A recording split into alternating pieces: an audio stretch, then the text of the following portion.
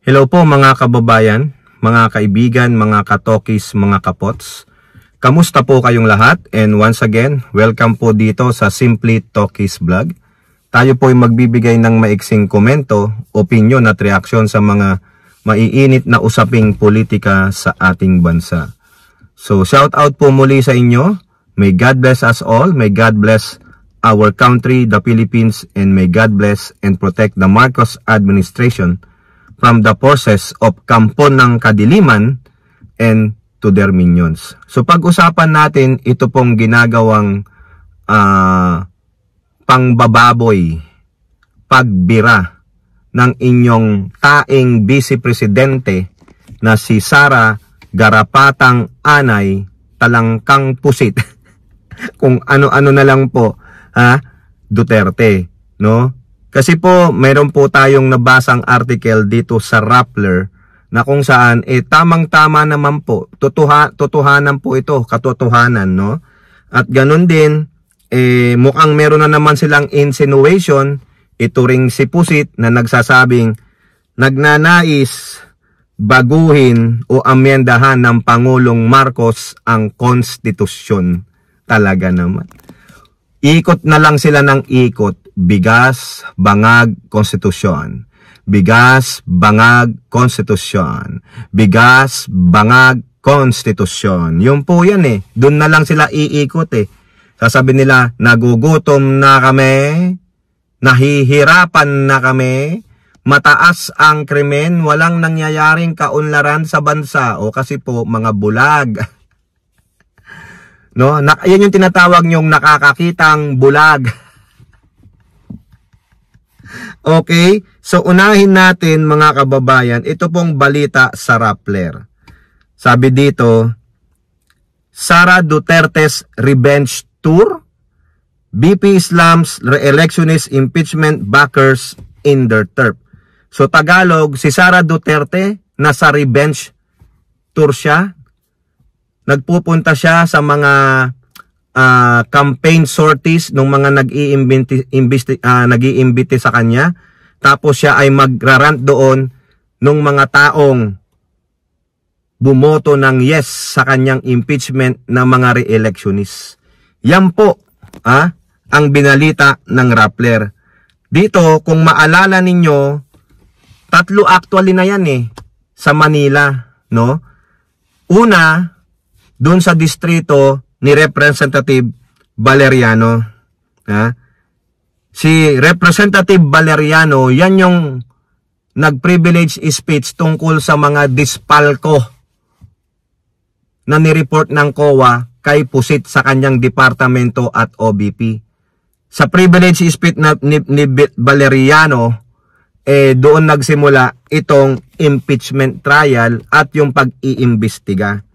So pumunta si Pusit doon sa paanyaya ni former Mayor Isko Dumagoso ng Manila at doon sa distrito ni Valeriano, tahasan niyang binaboy ang representante. Siya pala yung sinasabing naiipit ang boses. O tingnan mo. Ano kaya siya? Ano kaya naiipit sa kanya? Akala mo naman siya, ang ganda ng butit niya. Akala mo siya walang kahinaan, walang blemish ang kanyang pagkatao. Siya bastos na bastos, burak ang pag-uugali. Di po ba? O yan. Ngayon, nung pumunta siya, naimbita na naman siya sa distrito ni Joel Chua, the 3rd District ng Manila. Doon, sinasabi niya, no, hindi akalain ni Joel Chua na re-electionist siya at ako ay hindi re-electionist. Mas malaki ang mawawala sa kanya. Nung binaboy niya ang pangalan ko, sabi niya pa, hoy, for your information, ang taing Vice Presidente ng Pilipinas, kayo mismo ang sumira sa pangalan ninyo, lalo na ang tatay mo na walang silbi, na inutil, no? Bugok ang tatay mo. Doon po, winalang hiya niya rin si Joel Chua. Ngayon, doon sa campaign sortie na yan, marami po ang sumigaw na hindi na nakatiis ng Marcos pa rin. Dahil doon nawala po siya sa kanyang thought process. Kaya sabi niya, back upan na lang natin si Apple Nieto, ipasok nyo. Pero prior to that, ang pang-aalipusta ay hindi natapos. May dala-dala siyang Apple. Kasi ang kampanya niya, yung kalaban ni Joel Chua na si Apple Nieto, sabi niya, isaksak mo itong Apple sa bunganga ni Joel Chua. Bastos talaga, no? Tiburuin mo, hindi marunong kumilala ng presidente. Ang tawag niya kay Pangulong Marcos, Bongbong Marcos eh. Hindi niya ginagalang yung mga senator, mga representatives. Ang ginagalang niya lang ng mga senator, yung mga bati-bati niya, sila Bato, si Bongo, si Robin. Pero pag hindi niya bati, hindi niya gagalangin. Kaya paano natin gagalangin yan?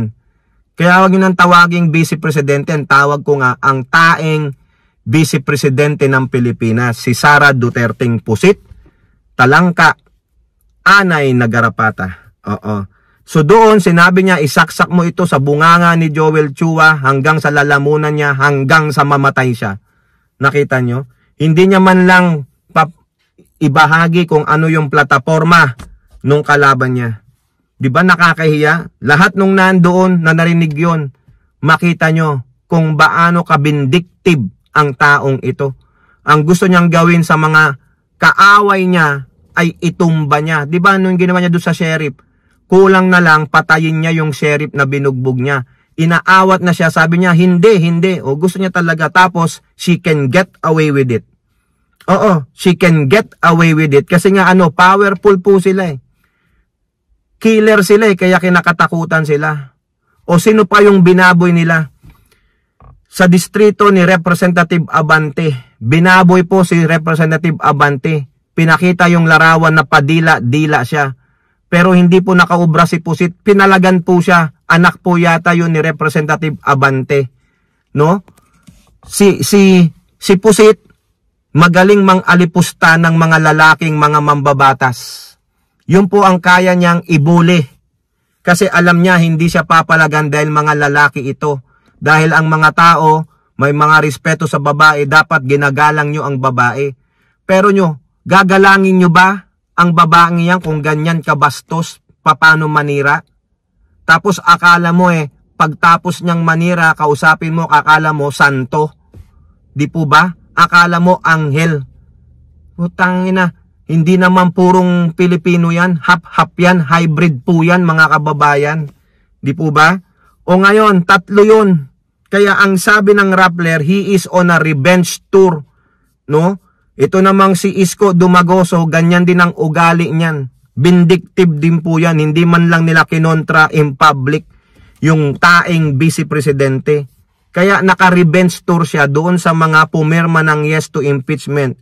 Kinakandidato niya ang PDP senators ng tatay niya para pag nanalo ang mga ito, maisalba siya sa impeachment. Pero ang mali niya, hindi niya kinakampanya yung dalawang inendorso niya, si Villar at si Manotok. Yun lang. Ngayon mga kababayan, nung natanong siya dyan, bakit daw ganun ang ginawa niya? Alam nyo, parang baliwala lang sa kanya. Hindi niya masagot ng tama. Kasi bakit? Kung sasagutin niya ng tama yan, sasabihin niya, hindi, naghihiganti ako eh. Galit ako sa kanila eh. Diba? Ganun lang, dirty politics. Actually, hindi siya nandiyan para ilahad ang plataforma ng kalaban niya. Kundi, gantihan yung mga sinasabi niyang nanira sa pangalan niya. Yung mga bumoto ng impeachment. Ano pa bang sacred sa pangalan mo? Baboy ka. No? Ayun lang ang sabi niya. Tapos sabi niya, hindi, naimbitahan kasi ako ni Mayor Isko Moreno. Tingnan mo. Diba? Parang yung tatay niya lang sa yung tablado. Demonyong demonyo. Pag babae, akala mo santo. Diba si Digong nung binabalahuro niya ang Pangulong Marcos sa may adik tayong presidente ngayon. Kinabukasan may press con, sabi niya, hindi ko sinabi yan ha. Diba? May mga amnesia. Ang tatapang sa entablado. Pero pag kinausap mo na nahimasmasan ng mga gago, akala mo mga maaamong tupa ang mga Duterte. Di po ba? Kaya kung ako sa inyo, lahat po ng ini-endorso ni Pusit na kandidato, wag nyong iboto. Whether sa LGU or sa national. Nagre-revenge tour yan. Kaya yung mga re-electionist na bumoto ng for impeachment sa kanya, labanan nyo po. Labanan nyo siya. maski na lalaki kayo, sagutin ninyo. Kaya nga po si Representative Sia Adyong, I don't know kung re-electionist siya, pinak-check niya si Pusit. Sabi niya, nung panahon ng tatay mo, may bokbok, ang mahal pa ng bigas. Kaya sino ang nagpapaka-ipokrito? Yung walang moral values na si taing Vice Presidente ng bansang Pilipinas. O now, meron pa silang sinabi sa mga rally na yan. Sinasabi nila si Pangulong Marcos ay may ambisyong magtagal sa pwesto after 6 years. Gusto niyang palawagin ang kanyang termino para po lalo siyang maghari-harian, mangurakot sa bansang Pilipinas. Pero, kinontra po sila dyan ni Palace Press Officer at PCO USEC Attorney Claire Castro. Sa Abante TNT, sabi dito, PBBM, walang utos na amendahan ang konstitusyon. Correct. If I can remember mga kababayan, ang gusto lang pong gawin ng Pangulong Marcos ay hindi term extension. Wala pong ganon. Ang gusto ng Pangulo ay baguhin ng ating mga mambabatas, amendahan ng konstitusyon, yung economic provision para po malusin up yung ating restriction sa pangangalakal ng mga foreign businesses sa ating bansa kasi napakahigpit po talaga. Yun ang gusto ng Pangulo. Sinabi niya po yan doon sa anibersaryo ng ating Philippine Constitution. Yun lang. Pero yung sasabihin nila na gustong amendahan ng Pangulo para mabago ang kanyang term limit, hindi po. Si Robin Padilla po ang gumawa niyan. Mismong kakampi nila kasi si Robin gusto niya magkaroon ng second term ang Pangulo at Vice Presidente at yung iba namang mga legislative, iba rin ang kanilang mga term limits. Si Robin Padilla yun, pero hindi po nagsuggest ng anuman tungkol sa pagpapalawig ng termino, pagpatatagal ng isang presidente sa kanyang pwesto. Hindi po. Bababa at bababa sa pwesto ang Pangulong Marcos kung walang anuman na mangyari dyan sa konstitusyon. 6 years is 6 years. Pero kung anuman ang mangyari, di ba? Si PBBM pa rin. O sana nga siya na lang muna hanggang 2034. O yun na, hanggang masettle ang problema, no? Sabi dito ni Yusek Castro, walang direktibang o pagpapahawatig ni Pangulong Bongbong Marcos ng anumang hangarin na amendahan ng konstitusyon. Kasunod ito ng binahagi ni taing Vice Presidente ng Pilipinas na minsan ay nabanggit noon ni PBBM ang idea ng pag-aamenda sa konstitusyon. Pero bakit hindi mo linawin kung ano yung nabanggit sa'yo? Ba't hindi mo sabihin kung ano yung binanggit sa'yo? Uulitin ko sa pagkakaalam ko, yun doon po sa economic provision pero hindi yun sa pagpapalawig ng kanyang termino. Baka yan na naman po ang insinuasyon o aligasyon ni Pusit. Ito po yung sabi ni Press Secretary o Palace Press Officer Yusek Castro. Wala pa po tayong nadidinig mula sa Pangulo kaya nagtataka po tayo kung bakit naging ganito po naging turan ni Vice Presidente. Sa ngayon po, fake news yan. O fake news maker naman talaga si taing Vice Presidente ng Pilipinas Walang ebidensya, wala pa pong napag-uusapan. Kung ano man po ang kanyang adikain at launin sa mga ganitong klase ng pananalita, hindi po natin alam. Pero as far as we are concerned, fake news yan. Correct! Si Harry Roque fake news. Kanino nagmana? Doon sa amo nilang ang taing Vice Presidente ng Pilipinas. Ang garapatang anay na pusit na si Sara Putit Duterte. So wala po. Wala. At hindi rin papayag ang mga mambabatas na mag-amyenda ng konstitusyon kasi tingin nila perpekto ang konstitusyon. Wala. So ano ang iniingay-ingay ni Pusit? Fake news ng iintrigang marites na palaka lang siya. Parang si Harry Roque. Kayo po, ano pong inyong masasabi? Comment down below and don't forget to like and share. Hope to see you in the next videos. Bye-bye. God bless.